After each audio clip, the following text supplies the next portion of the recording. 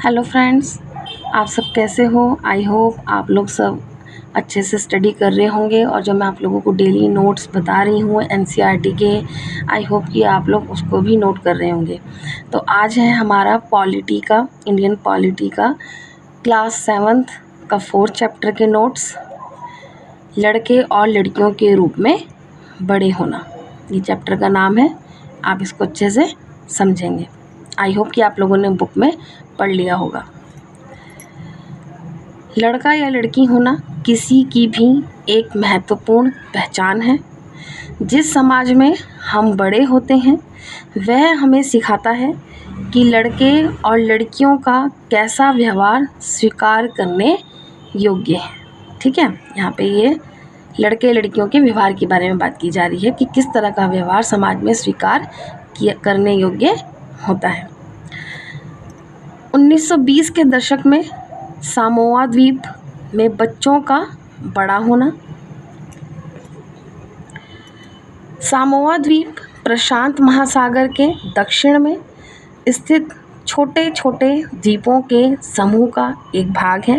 यानी कि जो सामोआ द्वीप है ये प्रशांत महासागर के साउथ में स्थित छोटे छोटे द्वीपों का एक भाग है। ठीक है, सामोअन समाज पर किए गए अनुसंधान की रिपोर्ट के अनुसार 1920 के दशक में बच्चे स्कूल नहीं जाते थे। यहाँ पे आप ये पॉइंट नोट करेंगे कि 1920 के दशक में बच्चे स्कूल नहीं जाते थे। कहाँ पर? सामोअन की रिपोर्ट के अनुसार, समाज पर जो किया गया था अनुसंधान, यानी उसकी रिपोर्ट के अनुसार 1920 के दशक में जो बच्चे थे वो स्कूल नहीं जाते थे।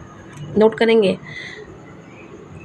वे बड़े बच्चे वयस्क से बातें सीखते, यानी कि जो वो बच्चे थे वो बड़े बच्चों से और वयस्क यानी कि यंग जनरेशन जो होती थी उनसे वो बातें सीखते थे। छोटे बच्चों की देखभाल करते थे, जो बड़े बच्चे होते थे वो छोटे बच्चों की देखभाल करते थे और घर का काम करते थे, मछली पकड़ना आदि इस तरह के काम किया करते थे। ठीक है, समाज लड़के और लड़कियों में अंतर स्पष्ट करता है। यह बहुत कम आयु से शुरू हो जाता है। फॉर एग्ज़ाम्पल है यहाँ पर, लड़कों को खेलने के लिए कार दी जाती थी और लड़कियों को गुड़िया। खिलौने बच्चों को यह बताने का माध्यम बन जाते हैं कि वे बड़े होकर जब स्त्री पुरुष बनेंगे तो उनका भविष्य अलग अलग होगा। आजकल तो नहीं है ऐसा, आजकल तो लड़की अगर फुटबॉल मांग रही है तो उसको फुटबॉल दिलाई जाती है। आजकल नहीं होता, आजकल एक जैसा ही माना जाता है।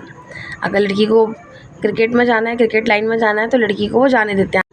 आजकल लड़कियां आर्मी में भी जाती हैं, एयरफोर्स में भी जाती हैं, डॉक्टर भी हैं, नासा में भी हैं, इसरो में भी हैं और चांद पर भी पहुंच रही हैं। ठीक है, नेक्स्ट है घरों पर कार्य करने वालों का जीवन।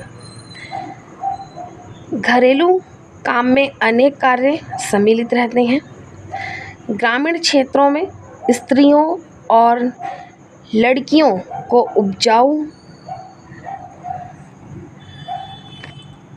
लकड़ी के भारी गट्ठर सर पर ढोना, कपड़े धोना, सफाई करना, झाड़ू लगाना और वजन उठाना, इस तरह के प्रकार के जो होते थे वो काम लड़कियां और स्त्रियां करती थी। ठीक है, स्त्रियां जो काम करती हैं वह भारी थकाने वाला शारीरिक काम होता है। ऑब्वियसली आज भी काफ़ी जगह इस तरह के काम जो है लड़कियां कर रही हैं, हम लोग भी कर रहे हैं, सभी करते हैं।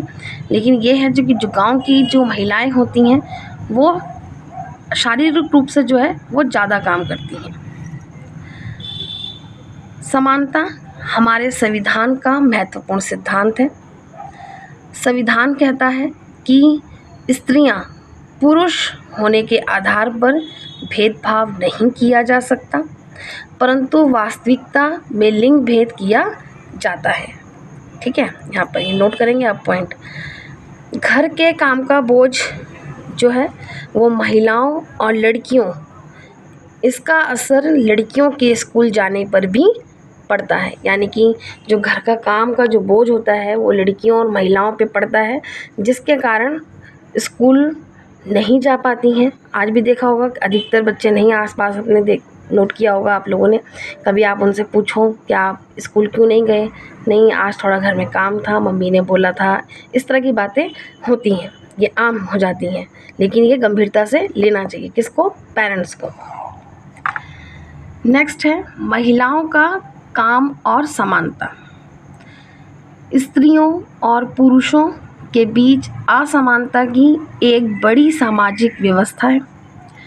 महिलाओं के घरेलू और देखभाल के कामों को कम महत्व देना ये गलत है, क्योंकि महिलाएं घर में सारा काम करती हैं, बच्चों की देखभाल करती हैं, बड़ों की भी जो है देखभाल करती हैं, तो उसको काम को जो है कम नहीं कहा जा सकता। लेकिन यहाँ पे ये बताया गया है, यहाँ पे समाधान है, व्यक्तिगत या पारिवारिक स्तर पर नहीं वरन शासकीय स्तर पर भी होने चाहिए। ठीक है। पूरे देश के कई गांवों में शासन ने आंगनवाड़ियाँ यानी कि बालवाड़ियाँ खोली हैं। शासन ने एक कानून बनाया है, किसी संस्था में महिला कर्मचारी की संख्या 30 से अधिक है तो उसे बालवाड़ी यानी कि कैश की सुविधा देनी होगी। बालवाड़ी की व्यवस्था होने से बहुत सी महिलाओं को घर से बाहर जाकर काम करने में सुविधा होगी, लड़कियों का स्कूल जाना भी संभव होगा। ठीक है। यहाँ पे ये जो कार्य है वो आंगनवाड़ी वालों को दिया गया है कानून बनाकर, जिससे वो महिलाएं जो हैं बाहर निकल कर काम भी करेंगी और जो लड़कियां हैं वो स्कूल भी जाने में सक्षम हो पाएंगी। तो यहाँ पे आप लोगों का जो है 4th चैप्टर फिनिश होता है। कल हम 5th चैप्टर के नोट्स करेंगे। आई होप कि आप लोगों को ये नोट्स पसंद आ रहे होंगे और समझ में भी आ रहे होंगे। आप लोग वीडियो को प्लीज़ शेयर करिए, ज़्यादा से ज़्यादा अपने आसपास जो भी बच्चे हैं स्कूल जा रहे हैं या कोई कॉम्पिटिटिव एग्ज़ाम की प्रिपरेशन कर रहे हैं, तो आप लोग उनको वीडियो को ये शेयर करिए चैनल को, ताकि ज़्यादा से ज़्यादा बच्चे इसमें जुड़ सकें और पूरा लाभ ले सकें। आप सबको मेरा बाय बाय।